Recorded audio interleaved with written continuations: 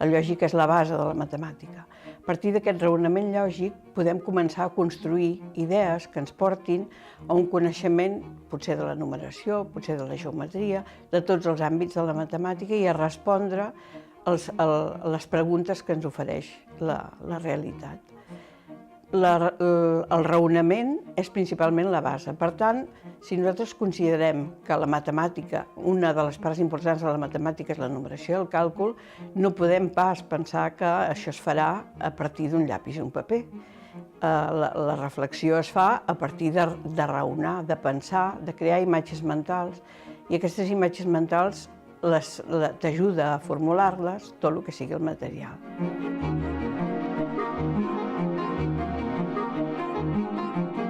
Jo penso que el material manipulable a l'escola per al treball matemàtic és absolutament necessari, pensant que existeixen diferents tipus de material.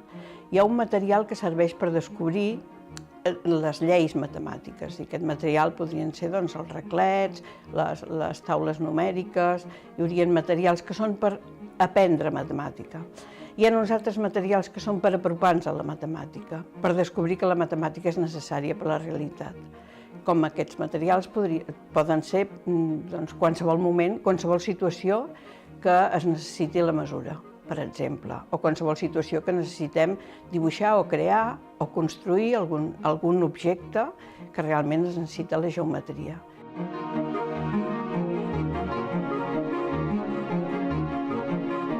Que jo he pogut comprovar al llarg de tot el temps que he treballat a l'escola que la matemàtica en general apassionava en els infants. Per què realment tenim aquest rebuig a la matemàtica? Doncs perquè no hem permès que s'entengui el seu funcionament, perquè no hem permès aquesta reflexió, aquest raonament, perquè no permetem un càlcul mental, perquè abans ja posem uns algoritmes d'operacions, abans que l'infant o l'adult pugui pensar de la manera que ell cregui millor la resposta a un problema que li existeix, que li demana un raonament matemàtic. És un joc, de fet és un joc mental, i tot el que representa un joc mental dona un plaer, dona aquest plaer d'aconseguir el plaer, el goig d'haver après, el goig d'haver resolt, i penso que si des de l'escola s'aprofités des d'aquest punt de vista, les matemàtiques per a la societat serien molt més properes.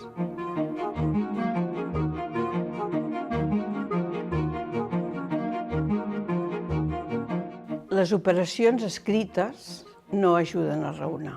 Les operacions escrites dels algoritmes, tal com els hem après a l'escola des de petits, penso que no ajuden a raonar, perquè realment s'ensenya l'algoritme sense ajudar a entendre per què es fa d'aquella manera. Un algoritme serveix principalment, està pensat des del seu inici, per anar més ràpid a trobar un resultat.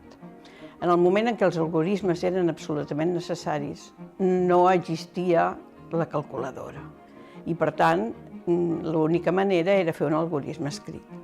En aquest moment, si volem anar ràpid, tenim una calculadora. És més, vull dir, els grans científics només faltaria que haguessin d'anar fent sumes, restes, multiplicacions, divisions i arrels quadrades en paper, que no hauríem arribat a la Lluna ni hauríem pogut fer res. Per tant, el que es tracta és no de no treballar les operacions. Les operacions s'han de treballar amb molta més profunditat que no pas amb algoritmes. S'han de treballar a partir de les seves pròpies propietats, de la propietat en si de l'operació. Quan es descobreix la propietat de l'operació, podem entendre per què es feia aquell algoritme. Fer l'algoritme sense conèixer la propietat no ens permet fer res.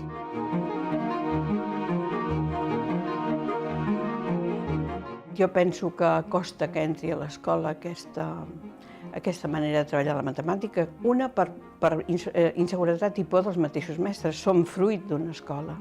Tots els mestres són fruit d'una escola que ens van ensenyar a sumar, restar, multiplicar i dividir en paper i llapis sense raonar per què ho fèiem. Per altra banda, també hi ha la pressió social. Tots els pares i mares han anat a una escola que han passat per la duresa d'aprendre les taules de multiplicar, de fer operacions matemàtiques, que els diguin que estan bé o malament i de fer-ne pàgines i pàgines. I esperen que els seus fills puguin també superar el mateix que van superar. I els sembla això com el més important. Per altra banda, hi ha la part oblidada de la matemàtica, que seria, per un cantó, la lògica i per altre cantó, la geometria. I aquesta part, que està tan oblidada i que sempre està al final dels llibres i que generalment no es treballa, la vida, el coneixement del món, per al coneixement del món és absolutament necessària. I per tant, la geometria ens pot ajudar a poder penetrar a dintre de la matemàtica amb més plaer, amb més gust. Es parla poc del volum, es treballa sempre en pla, per la idea aquesta de paper i llapis, però és que últimament també es treballa en pla quan es treballa en ordinador, perquè el 3D, bé, el 3D està dins, però l'infant no el veu. Sí, perquè realment pugui treballar la geometria del volum, ha de tocar els volums, ha d'estar en contacte, s'hi ha de sentir proper, ha de poder moure's, s'ha de poder moure dintre d'aquests espais i d'aquests volums que facin que pugui interioritzar la idea. Hi ha personatges molt importants en el món de la matemàtica que fa molts anys que prediquen això i que realment són molt llegits. Hi ha la Maria Antònia Canals, que tothom la coneix, i és molt llegit, i és molt parlat, i tothom li fa homenatges, però en canvi ningú es creu al fons de la qüestió. Tenim tanta por de portar-ho a terme a l'escola que fem un mix-mix, i en aquest mix-mix ens perdem i continuem en l'aspecte anterior.